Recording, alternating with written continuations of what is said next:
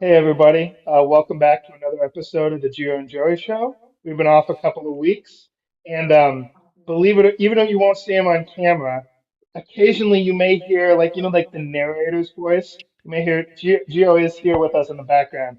But this evening, I'm really excited to welcome my friend Erik Dumont to the channel. Erik, just a regular Adventist guy who did some pretty irregular and I dare I say brave and I think inspiring things. He's recently picked up his life and he's made the decision to dedicate it to God. And he didn't just dedicate it to God, right? Like he didn't look for some easy mission, but where is the fulcrum of the conversation right now in like geopolitics? Nigeria, and especially on the focus of Christians in Nigeria, and that's where Erik has moved to. And when a couple of weeks ago, I came to the Bible study that I help run at my church, and I see a red Jeep, and then I get out and I see my brother Erik sitting around the fire, and he's in the country for a little bit to sort out some paperwork, and he's got his some family stuff, and so I said, well, we got to have him on the show while he's here. So, brother Erik, how you doing, man? I'm good, thank you. Yeah, so My pleasure. obviously, when I teed that so I teed that up. Well, before we get into the background, kind of maybe give our audience like an overview of what your project is, right? The RBF. Okay, so basically, my friend Christopher, who is Nigerian, born and raised in Jos, Nigeria. Uh, Him and I, we with other people here in the United States, such as yourself, have provided moral support and as well um, some outreach, to gather funds and to spread the information. Uh, we're intending to open a school in Jos, Nigeria, that will provide a Christian education to orphans and indigent children. And this area of Nigeria, when you hear about the attacks against the Christians, it's this is where it's happening. This is ground zero. So the attacks may not necessarily be in Jos, but they're within a short radius of the area. And we just we just want to show the people in that area, um, the Fulani and the Hausa and the local Christian people. We just want to show them, the love of Jesus, the love that Jesus has put upon our hearts to come and serve these people and share with them, uh, give them hope in their life. Maybe if today we share the love of Jesus with some of these brothers and sisters, that it can trickle down. We share it with their children can share it with their parents or their aunts and their uncles. It could trickle down into the community, and maybe, just maybe, the next time there was some sort of nonsense with the attacks against Christians, that it would be potentially, somebody might say, well, I know some of them people that we're talking about, that we're supposed to strike out against, and it'll make a difference. Mm. So just to clarify for our audience, could you explain who the Fulani and Hausa people that you mentioned are? Okay, so the area of Nigeria where we're at is called the Middle Belt, and it separates northern Nigeria from southern Nigeria. Okay, so in Nigeria, there's three major tribes: the Hausa live in the northern area of Nigeria, and then the Yoruba and the Igbo are in the southern. Okay, so the middle belt kind of separates those two areas, and Plateau State, which is where Jos is located, is one of those states that's in the middle belt. The area of Jos actually is on like a for lack of better terms, a peninsula that sticks up into the northern area, and there is Jos right in the middle of uh, let's say ground zero of where all these attacks are coming on. And the attacks, a lot of people have heard about Boko Haram because it's a terrorist organization, so it gathers that traction of Western media. But in the grand scheme of things, the problems are that are arising are more involved with the Fulani. Okay, and the Fulani are they're a nomadic tribe that is in various countries of Western Nigeria, Ghana, Benin, Togo, Chad, um, Niger, and they're mainly herdsmen, and a lot of the issues that we're having, and I'm not saying that it is or it isn't, but the Fulani are responsible for a lot of these attacks. Sometimes they label them as Fulani bandits or such. I I'm beginning to get a feeling that they may be they may be getting hijacked by the more the developed terrorist organizations, the Boko Haram people and the people that are affiliated with ISIS and that in the north. So they they uh, they have issues. They have their cattle. Their cattle come through. They end up eating some Christian farmer's field, and then the Christian farmer retaliates, and then the Fulani retaliate, and before you know it, we're here, and we got some. People are missing, people are dying. There's a tit for tat type situation, but primarily what where you hear the atrocities coming from are not necessarily 100% orchestrated by the Boko Haram. It's the Fulani people that are doing that, and as I said, in the north, it's predominantly Hausa Muslim people. So anybody that has read about Islam and studied a little bit about Islam, there's definitely some challenging situations between what people of Islam believe with their proselytizing versus what we believe with trying to spread God's word. Mm, yeah, I definitely want to get into that. But also just could you so there was recently obviously an kind of again we from the American side we see the clips and stuff in the news, and what's so interesting is someone who's actually been in country, is friends with people from the country. It's always good to get that perspective for our audience.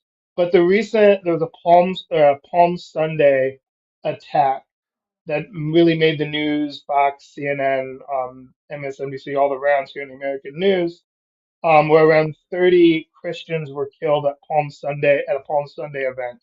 Could you give context of, because from what I understand, you were near, or where you are was near that. Could you kind of give some context on that event? Correct. So, as I understand it, the Palm Sunday attack was um potentially there's a couple of different theories in there. The Nigerian government had arrested some bandits and or killed some bandit leadership, and there was rumors that it was potentially a retaliation for that. And then also during the month of Ramadan, when the war with Iran started, and the killing of the Iranian cleric, there was some Nigerian clerics that were promising protests and uprisings as a result of that. So it very possibly became that. So I think it was around 7:30, 8 o'clock. A number of motorcycles showed up to this busy intersection that was probably around a 10-minute drive from where I stay at. They showed up to this intersection on motorcycles with AK-47s and machetes. Now, in Nigeria, they call them cutlasses. So they showed up with these AKs and the cutlasses, and they just commenced to shooting uh, people just going about their everyday life, and it the area is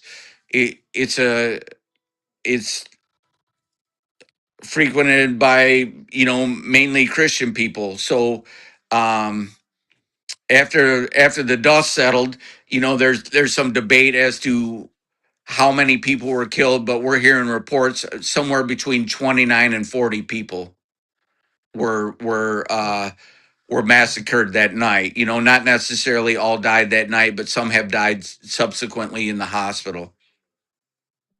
Hmm. Yeah, that's heavy. Oh, yeah, thank you, Gio, for pulling that up. And so obviously your project is in Joss. And this attack there was in Joss. So kind of transitioning, right? Because obviously you have said that part of your mission, you want to reach even these people. You want to reach, and you, from what I understand, a lot of your neighbors and stuff where your project is going to be are Fulani people. So could you and maybe Gio, if you could pull up some of the pictures I sent of Eric um, with different people in Nigeria, if you could kind of let our audience know a how it is that you felt that you felt this call to reach because I mean it's in the Bible obviously we see Christ telling us to love our enemies, to pray for those who persecute us, but from our kind of privileged Western and American Christian lifestyle, it's easy to say, but like you've kind of placed yourself in a situation where you really have to go out to reach. So, A, what kind of prompted you to specifically, want to reach the Fulani people, and what has been your reception among them and among the ones that you've met so far? Okay, so currently these pictures that we have up here right now, we we went out into the community, and we went to a couple of different areas where they utilized they have like internships, and let's hold that picture right there. They have internships that they these children come, and like a welding shop, and the the guy that does the most of the welding, he will spend time and he'll teach these boys how to weld. So we we went there to just to get a feel as to what the children were thinking, what the community was thinking about us potentially opening a school for children that maybe wouldn't have the ability to go to a private school. Their only opportunity would be going to a public state sponsored school, which is not always the greatest of education. So that's what those first two pictures were. This picture here, as you're looking at it, myself with the uh, I, I guess I'd call it the man dress on. And then on the opposite of me is my brother Christopher. And then in the middle here is the, so where our land is at that we purchased to build this mission. Um, Surrounding the area is predominantly Fulani and Hausa Muslim people. There are a smattering of Christian people, but it's mainly the Fulani and the Hausa uh, Muslim people. And this gentleman that's here in the middle, um, uh, he is the local Fulani leader. So we sought out Sunday morning. I believe it was the 8th of March, and we went out to meet these people because we wanted we just wanted them to know that, A, we're here. B, we're here to help. That's what we're here for. Jesus came, he left heaven, and he came down to serve. Uh, we're here to serve. We're gonna, God willing, we're gonna have fresh water. Nobody in the area has fresh water, so water is key. If you just, my thought was, if we just came out with our Bibles and we started saying, well, here's this and read this, you know, we just question what will really the effectiveness of this be. But if we come and we show these people, hey, we're here to serve. We love you as our brother. We may not see eye to eye on certain things, but we want to help you. We want to give a good education to your children. We want to provide you with a fresh water source.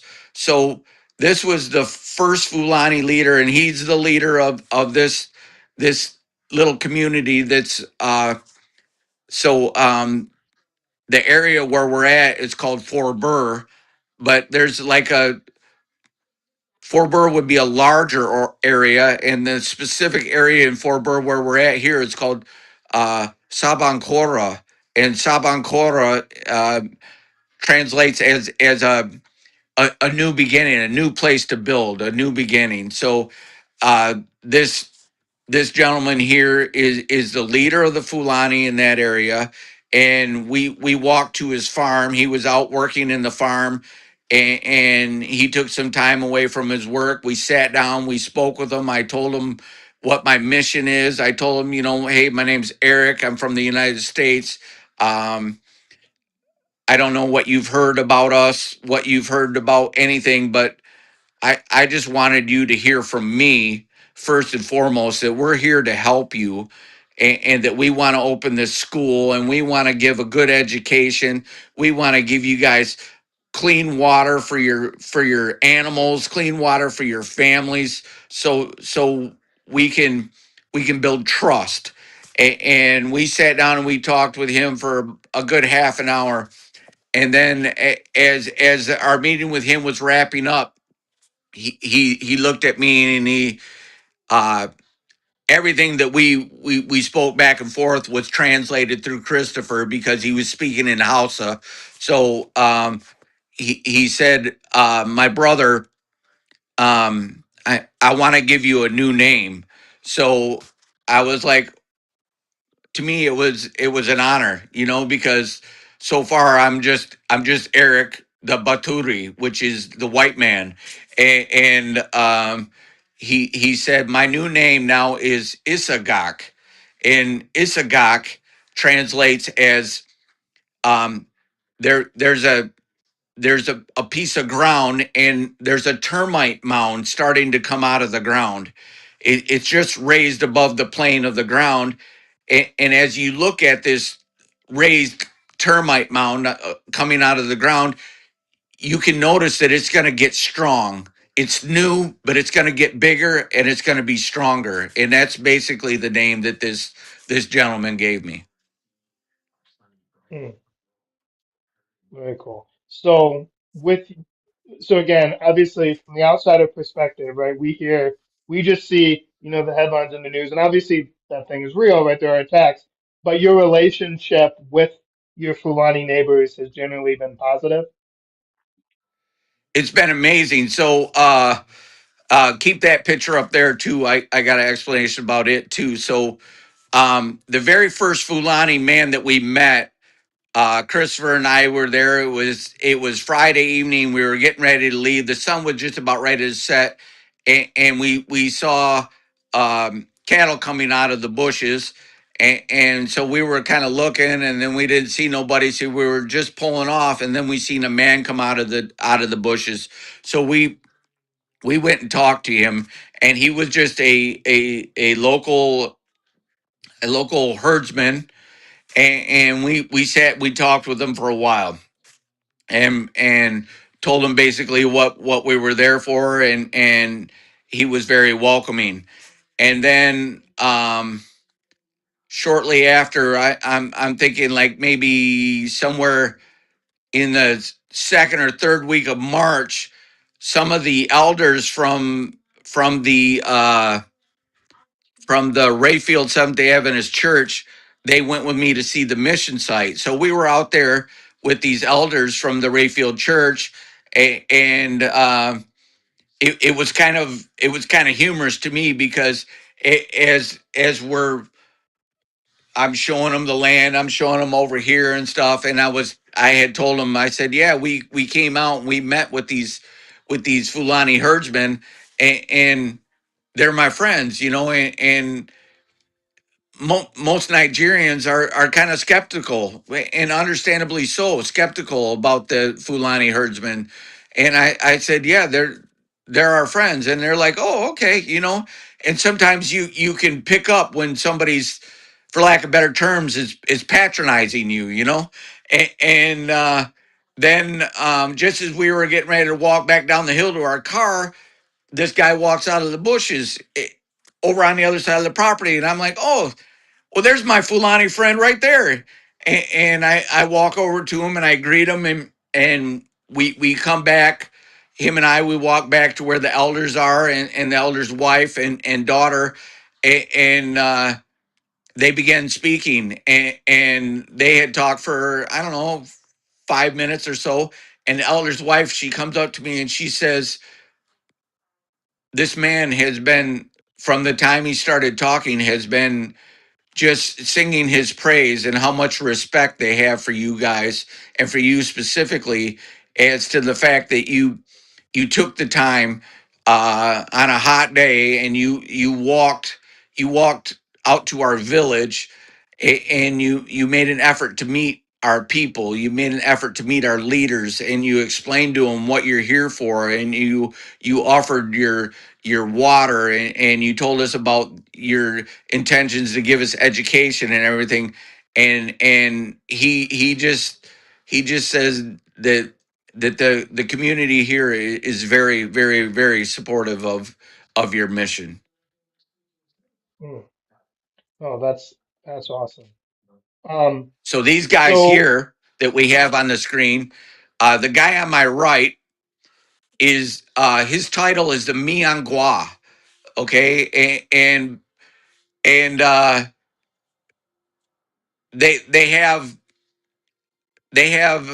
as I understand it, there's levels of kingship. So the Miangwa is the king of the immediate area where we're at.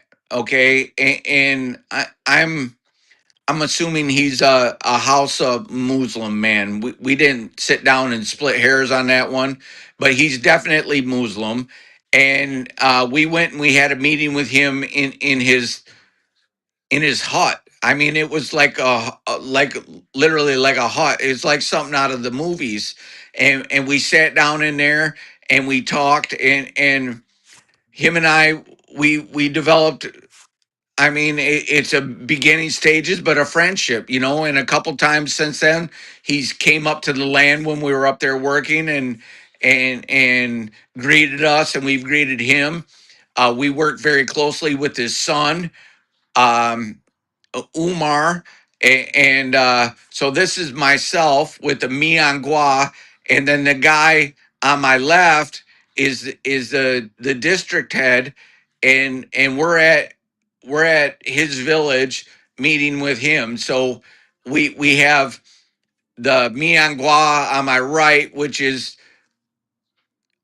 a level of leadership, and then the guy on my left, which is a level of leadership higher than the Miangwa, and potentially where we're working to is to go meet the first class king, which would have, as I understand it, almost a quasi temple, a palace. So it's very, very interesting. Beginning to assimilate myself with their, the practices, as we all know, we don't have no kings or anything like that around here. So it's interesting and exciting as well. And uh, we've had so far, praise the Lord, very good reception. Hmm. So one of the other pictures that I wanted to ask you about, Gio, if you could scroll back to the one of Erik with the guy in the right there.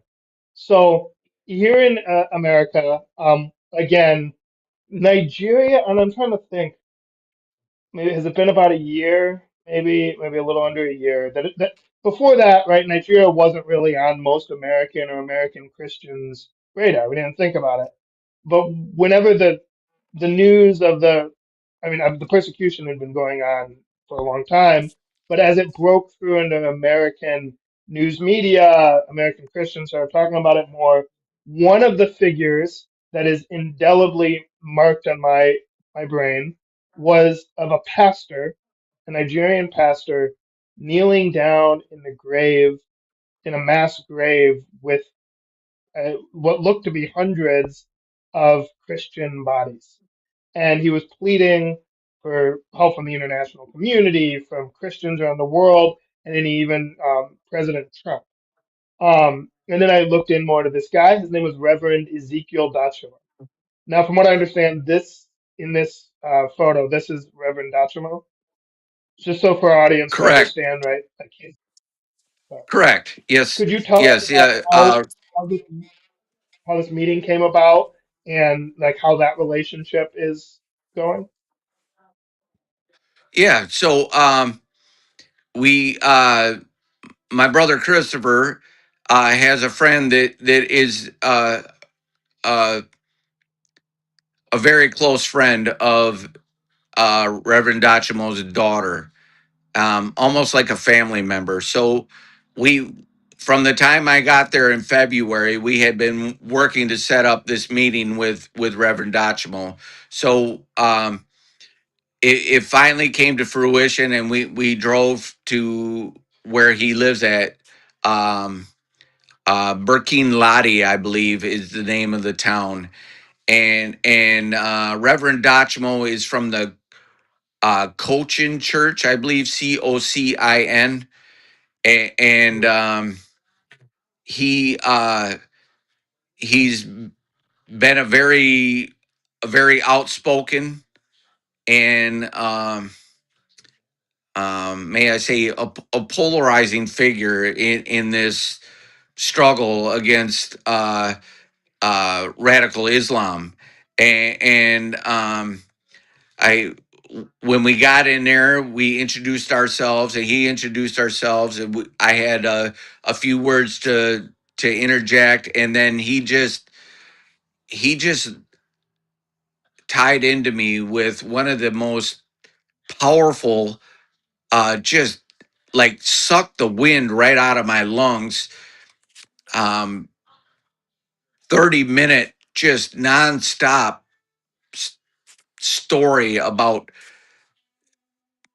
struggle after struggle after struggle after burying families, going to villages, the whole village getting wiped out, whole families getting wiped out, how they've had to they've had to at 6 o'clock at night, all anybody, any male 12 years or older has to stay up all night long so they can keep watch to make sure that they can protect who's there. No single families anymore are able to live in that area that are Christians because uh, the Muslims have just came in and they're just slaughtering them in their sleep.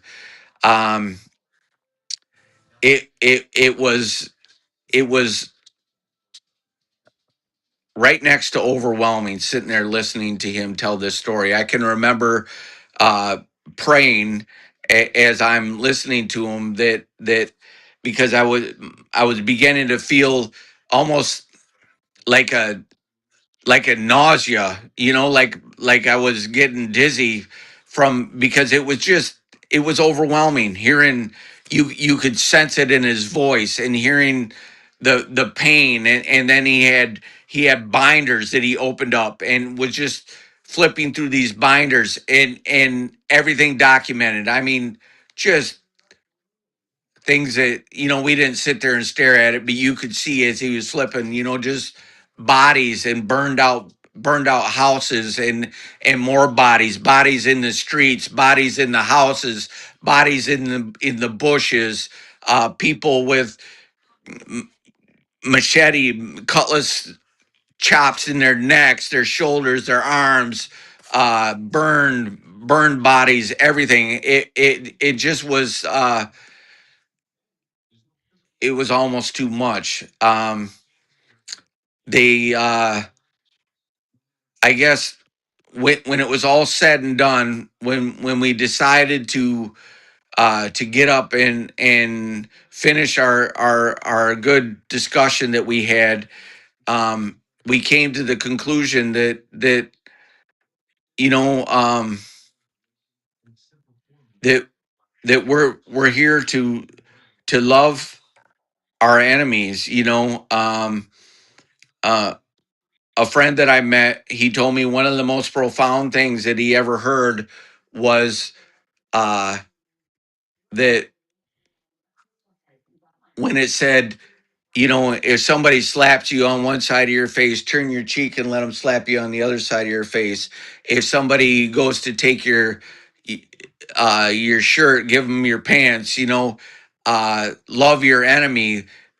These people, they don't really have that concept. They don't understand what that is.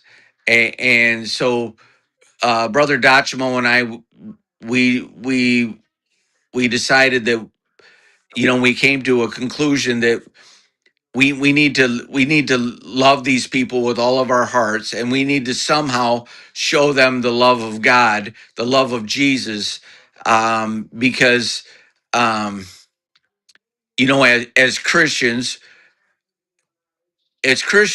we understand that, you know the Bible says there's one God, and so there can't very well be two. So as Christians, we believe that our capital God is it, and anything else is the enemy. Now, we that doesn't mean that we need to run around, uh, you know, hollering that at the top of our lungs, but we also need to know that, um, that as Christians and as missionaries, it's our job to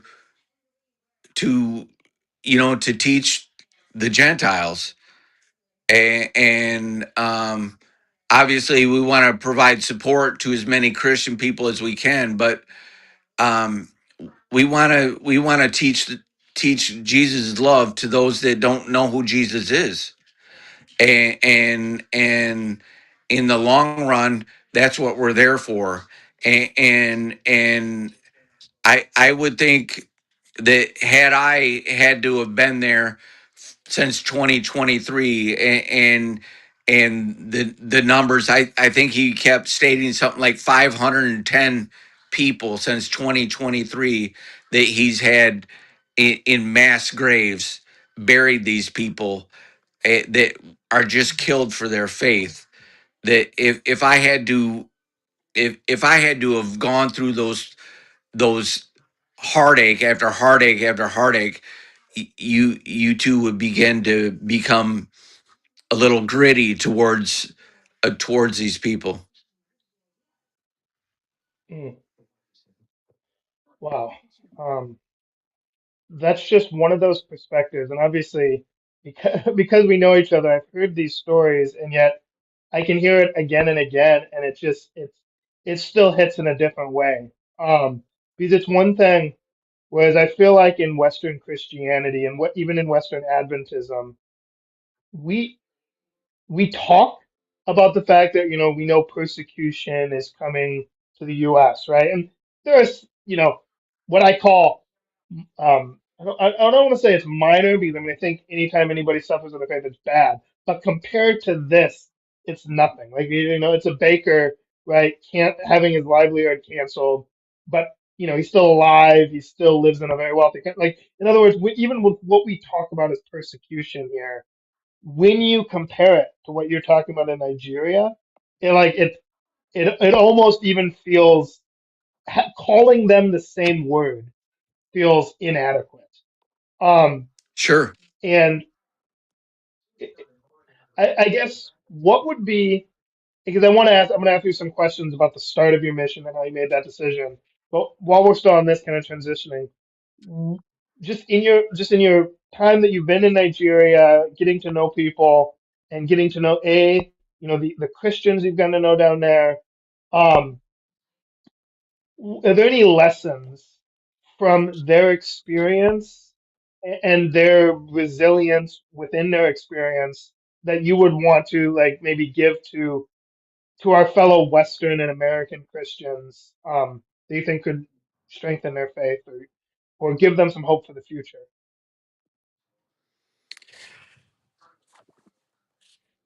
I guess I guess the way my way of thinking, it's kind of ironic because you know we I'll give you an example. In Nigeria, when you're driving down the road, it's like you're going into a battle, and it's like everybody is they're fighting for an existence. So you get to the roundabout, and you see the road, and there's only two lanes, but there's four lanes of cars coming into these two lanes, and you're like, how are we gonna make it into this roundabout, because we're like four deep and we're nobody's slowing up, nothing's letting up, and where's this gonna come to? So you have that struggle at the roundabout. You go to a restaurant, you go to order food, you're standing there in line, that as soon as the people in front of you are done, you're going to be the next one to order your food, and before you know it, somebody just comes in and they go right in front of you. And my brother Christopher, he said to me numerous times that, Erik, everybody here is fighting for existence. Their life is a constant struggle. They're trying to survive. And I just find it's kind of a it's kind of an amazing concept as I sit down, and I've done it many times. I sit down and I think about it, that this is where the real persecution is happening. Because if that level of persecution happened here, I don't know if we would be able to withstand it, because Hmm. we're we're soft, we are. We want to think that we're tough, but we're really not. And these people, the simplest things in life are a struggle. So it's like they're already battle hardened for this, and then these things come at them, and they continue to get up and dust themselves off, and you hear these situations that arise, and like, uh during my discussion with Reverend Dachmo, he said, the Muslims would say, well, the Christians are attacking us. Look, there was 30 Christians that were killed, and 15 or 10 Muslims that were killed. So what's the deal? Well, then you would go and you would look, and where are these 10 Muslims that are killed? Well, the 10 Muslims that are killed are within the compound or within the house of where the 30 Christians were massacred. They they it, Friendly they were fire. defending themselves. Hmm. So it's just it's like such a challenge. I don't know if people can put this thought process into play, but it's like, you know Africa, the sun shines a lot, so it's sunny, and you get lots of sun. People with black skin, they need vitamin D more than people with white skin. You come to America, you get to the wintertime, we barely have sunshine, and we suffer with sickness because we don't have vitamin D3 in our bodies.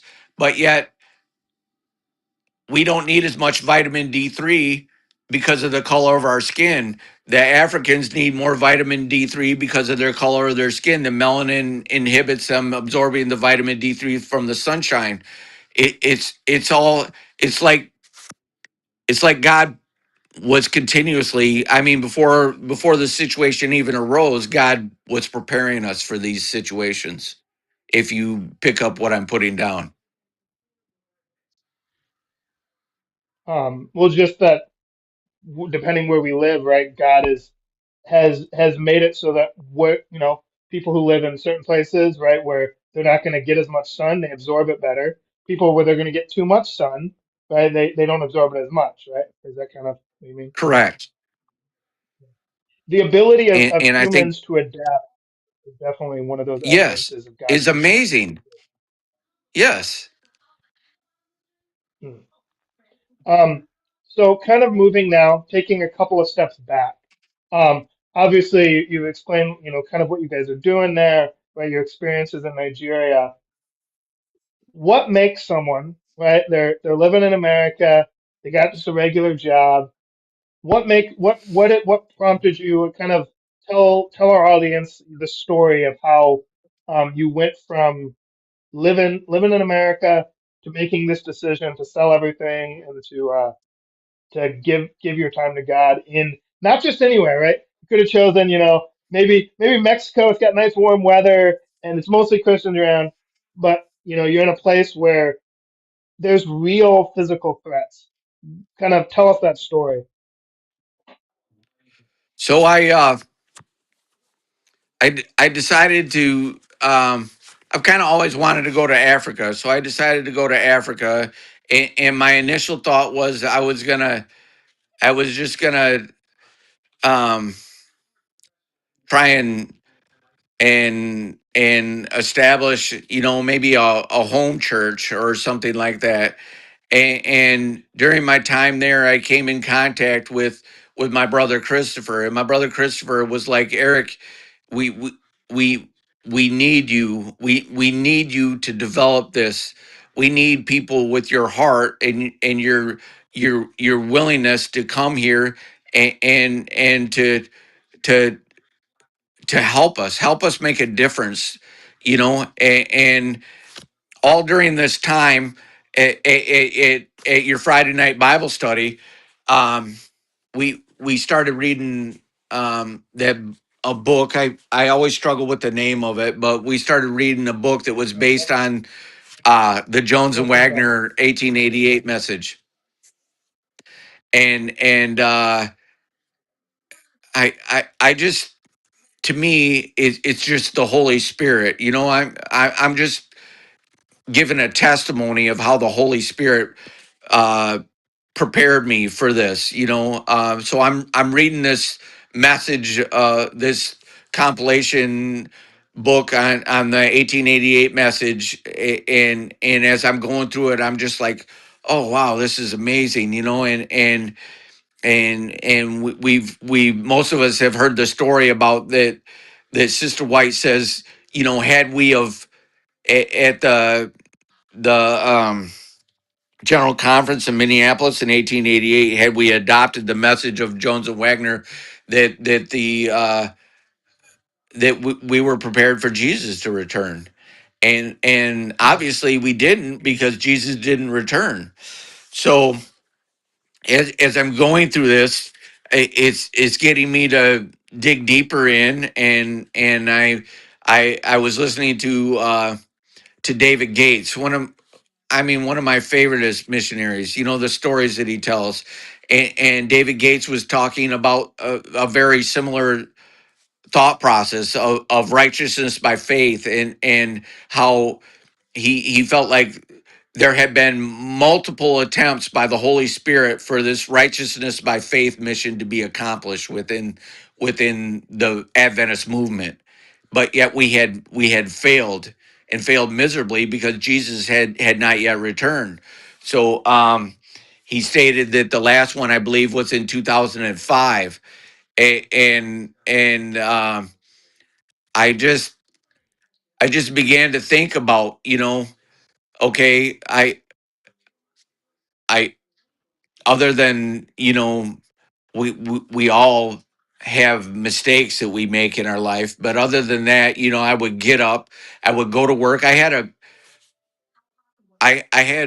I mean, I wasn't uh like a lawyer or anything, but I had a really decent job. I made good money. I finally got to the point where I was comfortable, and the Lord even put that upon my heart, the term comfortable, and caused me to make a sermon for my church, the Otsego Seventh Day Adventist Church, and I just thought, well, I get up, and I say my prayer, and then I get up, I put my clothes on, and I go to work, and when I get an opportunity, I share my faith with people at work, and then my lunch comes, and I say my prayer for my lunch, and then I continue on through work, and when there's some profound thing that happens, I'm working on a machine, and I don't know what I need to do, so I pray that Lord will, and then there's an amazing download God gives me, and I'm able to fix this machine, and I go on, and then I come home, and my night goes by. I go to bed, I say my prayers, I go to sleep, and I start it over day 2, and then day 3, and then day 4, and then day 5. You know, then it's the Sabbath, Friday night, and we go into the Sabbath, and then we go. We get up, and we go to church, and we're like, we got to do some outreach, but we do some outreach, but nothing really seems to be happening, and God was just telling me, he was like, Erik, you gotta do something. And I just got this, I couldn't get rid of it. It was like, I have to I have to be a doer. Anybody can sit around and run their mouth, and too many of us sit around and run our mouths. And I was like, I I don't want to be a sayer, I want to be a doer. So I was like, I'm gonna do it, and Christopher and I, we just got our heads together, and this is what we were gonna do. So uh I had my second visit to Nigeria was in uh October. I went there for a month, and we had gotten, we got our NGO approved, we got Nigerian tax exemption approved, we purchased our land, we bought over 10 acres of land out in the remote area of Joss East, and we just started we just started moving forward, and fighting and struggling. I mean, it you know I want to say that I have faith, but my faith must be small, because I'm not moving no mountains, but things are happening, and as I see it at the when I'm in the field, and when I'm here, it seems like I pray for something. We're up against like expatriate quota. Well, when can we get this? And we're waiting. Oh, it'll take 4 to 6 weeks, and then 3 months later, it finally comes through. And when does it come through? It comes through at the point where you're just about. I'm like, I don't even know if I have anything left. I'm like, my faith meter is just like, and then it finally comes through, and I have to get on my knees, and I have to say, God, forgive me for my lack of faith, forgive me for all these amazing things that you've done, how you've You fixed our car on the road to Kefi. You got my phone back. You got my phone back in a city of 900,000 people, an iPhone 16 that is like a dreamt about thing, and you bring it back to me unharmed and unknown how it even worked. Um, all these just amazing things, and I just I just felt like who would I be to just keep going through trudging through life 5 days a week working Sabbath, Sunday, this, that, going through rents and repeat, rents and repeat, rents and repeat. I said, I'm just gonna do it. I'm gonna go full tilt boogie, and I'm gonna get rid of everything that is gonna be a distraction of me, and I'm gonna say, okay, Lord, you put upon my heart what we need to do, and it came down to children, because it seems like, you know, Jesus had a special place in his heart for the children.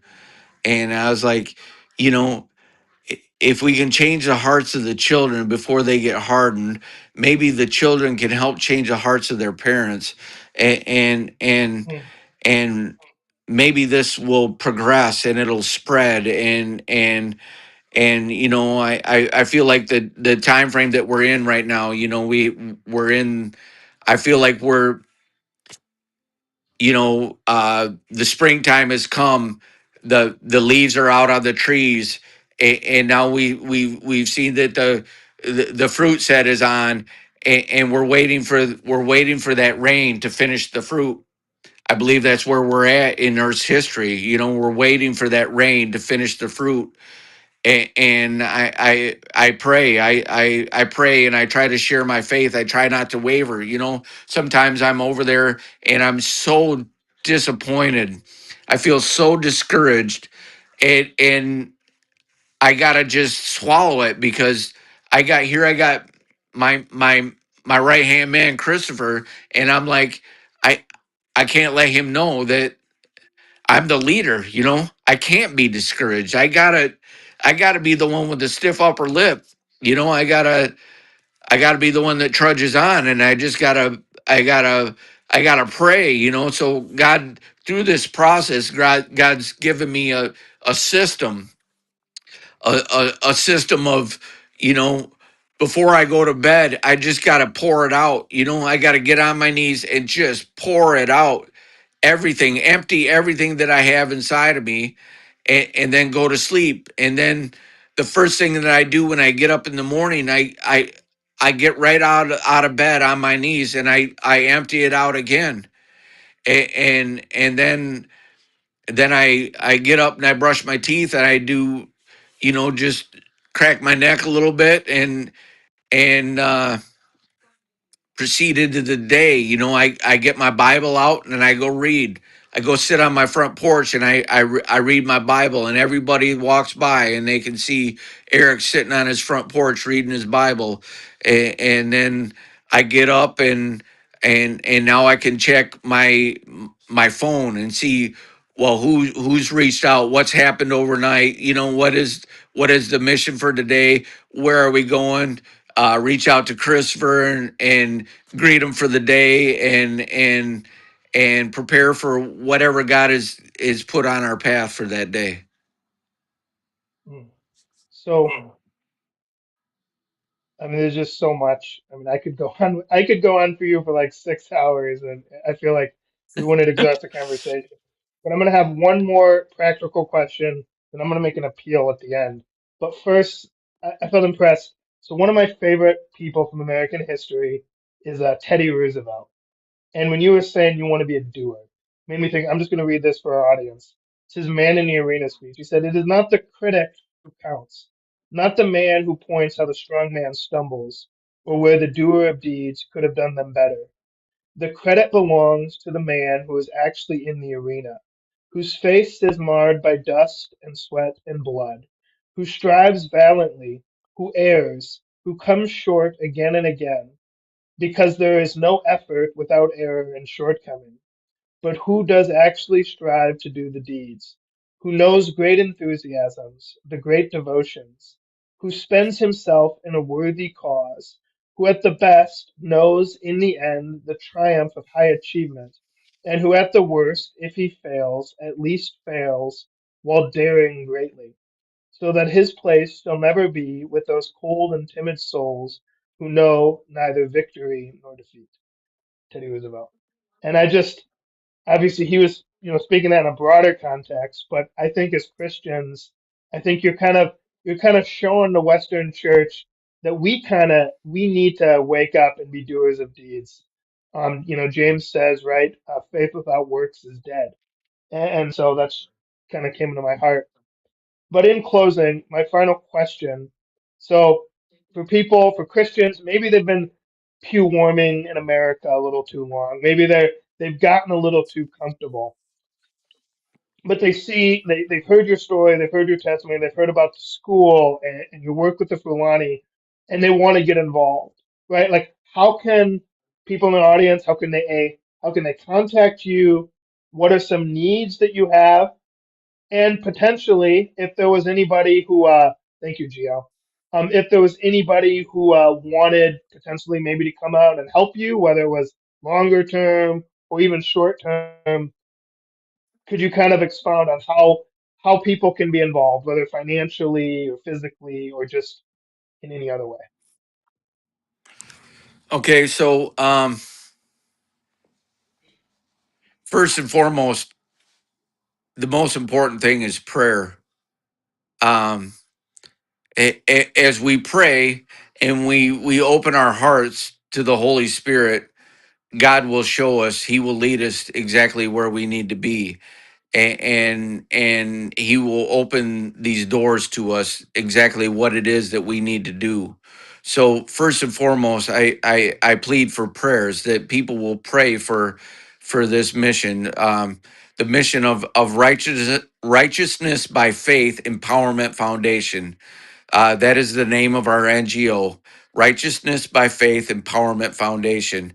Um, we have a website, which is the first letter of each one of those words, .org. So righteousness R, by B, faith F, empowerment E, foundation F. So right, RBEF, empowerment foundation. Our Righteousness by Faith Empowerment Foundation, first letter of each one of those. I always struggle with this, but uh, it was designed that way so it's difficult for anybody to clone our website and steal it, because when you got just one letter, it's kind of hard to change one letter. It'll be very noticeable. But if you had that big long name up there, they could change like an I to an L, and it would be easy to hijack that. So that's we have that website. We have various different social media. We have a Facebook page. We have a YouTube page. We have a Twitter, an X account, and I believe all those go under Joss Missionary Project, and then there's also a YouTube page. Um, Wow, Gio is on I, it. I, yeah, I struggle with that one, but um, RBF Empowerment Foundation, I believe, is the is the YouTube page, and uh, so currently the website is set up for Nigerians to donate money. We've had some there's some struggles. Um, and now I think kind of we might be in a maybe a little bit of a political struggle with the church about we were hoping that the church could set up a thing on their Adventist giving to to allow people to donate there, because in order for not that it's a necessity, but in order for people to be able to donate and then that those funds be available for tax exemption, it has to go into a tax exempt entity. And even though we have tax exemption in Nigeria, it is not tax exempt for U.S. funds. So we have to find. I know it's probably not the greatest term, but it's something that worked in my mind. A way to to launder that money into tax exemption. So if we had a tax exempt entity that people could donate to in the U.S., and then that tax exempt entity could then, once the funds were donated to it, could then link up with another website to send the money to Nigeria. We have a bank account in Nigeria, but right now I think the easiest way to do it would be, um, I do have a Cash App, and my Cash App is Erik Dumont 55, and then I also have a good way to donate money is through Zelle. So if you have a banking app on your phone, most banks have Zelle as a method to transfer money. So you can use Zelle, and it can transfer money right into my it goes into my savings account, and that can be sent with uh, either my email address, which is eric.dumont@gmail.com, or my phone number, which is 269-207-9029. Either one of those will transfer money into my bank account that can be used for the funds. Um, like I said, we're hoping to get all this worked out, but this is going to be one of those things where uh, I can feel it already. It's going to be one of those things where I'm like, because we're almost to this point. We've cut through all the red tape. We've jumped through all these loops. We've done all these things. We got water now, and we're gonna get to a point where it's gonna be the doors are gonna open, and the only thing that will hold us back is funds. So we've jumped through loops, we've crossed over bridges, we've built bridges, we've got water, we've done all these things that would hold us back from being able to actually proceed forward. And we're we're just about at the point where it's going to be like all we need now is funds, so we can buy more sand, we can buy more cement, we can buy more stone, we can get uh you know equipment out to make a road, we can get uh we can buy trees to plant. We want to plant fruit trees, we want to plant uh we want to have a functioning farm to help support this. God has put this design upon my mind and upon my heart that somehow we will be able to subsidize this through different things on the ground in Nigeria, and a potential, like a quote unquote adoption system for people to adopt children that are orphans or indigent, and for a minimal amount of money each month can pay for that child to go to school at this school, so these children will have opportunities that they would not have anywhere else. Mm. Yeah, so you've left us with a lot to think about, to pray about. You've inspired us. And I just kind of want to make an appeal. First, well, for one, to all our Christian brothers and sisters across denominations, right? Like, ultimately, we all want to see the gospel go out, right? You're in the front lines doing that. And so I would encourage anyone that sees this, right, that maybe you can't quit your job right now, you can't do this. but you can vicariously support that work by supporting, Eric's project here in Nigeria. But then I want to make a special appeal to my fellow Adventists and Adventist churches here in America. I don't have the quote, but Mrs. White somewhere said something to the effect of, to the degree, because a lot of our institutions and our churches here in America, we're not expanding. We're not growing churches in America. We're shrinking. We're closing churches and we're selling up the buildings and we're closing our schools.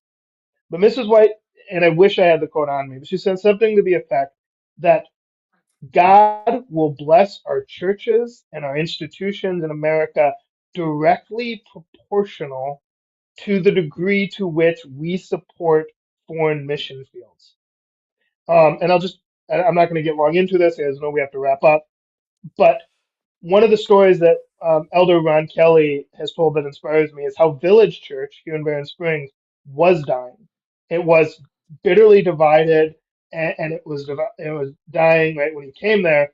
And as they shifted their focus to doing missions in El Salvador or missions out in Montana among Native Americans or whatever, as they focused outward with their money and their resources, all of a sudden they had way more money for their internal things.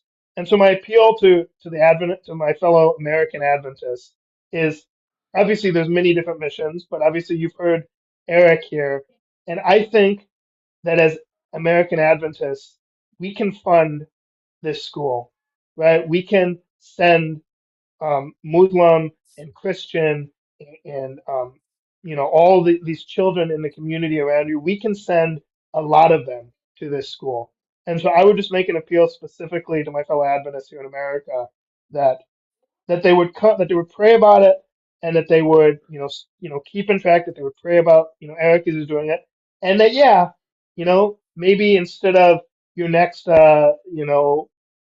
McDonald's Happy Meal, maybe you donate something every now and then, but keep supporting this work. I think it's the least we can do with all the privileges that we've been given here in America. Yeah, So I guess I'll I'd give. like to say one other thing. Um, it, to, we would welcome anybody that would like to come and assist physically on the ground. Um, we have housing taken care of where people can stay, and it's really uh, pretty easy for someone to come and spend 30 days, up to 30 days in Nigeria. You got to buy a plane ticket. So whatever your plane ticket costs, and then your visa is about $160. So other than your plane ticket and your visa, we would be willing to come and pick people up in Abuja, and take them to Jos, and then bring them back to Abuja when their time was over. The housing is at the worst it'd be like $8 a day.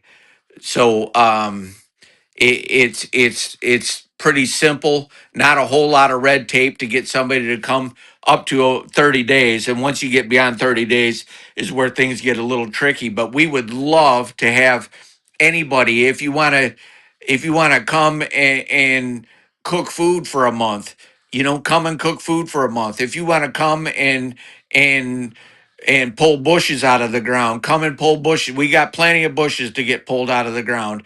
If you want to come and you know conduct worship in the morning and worship in the evening or whatever it is, we welcome you. We um just prepare yourself to fall in love with these people, because um it's just overwhelming how the effect that being there. I've been to Mexico. I'm not taking anything away from Mexico. Missions have their importance everywhere, but I tell you what, there just is something special about the Nigerian people, and being in a situation where i- there obviously there's a necessity everywhere, but when you're at the front lines, it just there's something. just overwhelming about it. Thank you. Well, thank you so much for coming on, Erik. And stay on a little bit after the screen goes dark. But to everyone who watches, thank you so much for joining us for another episode of the Gio and Joey Show. Please be praying that for Erik's mission, also that Gio feels better here soon. And and until next time, be blessed.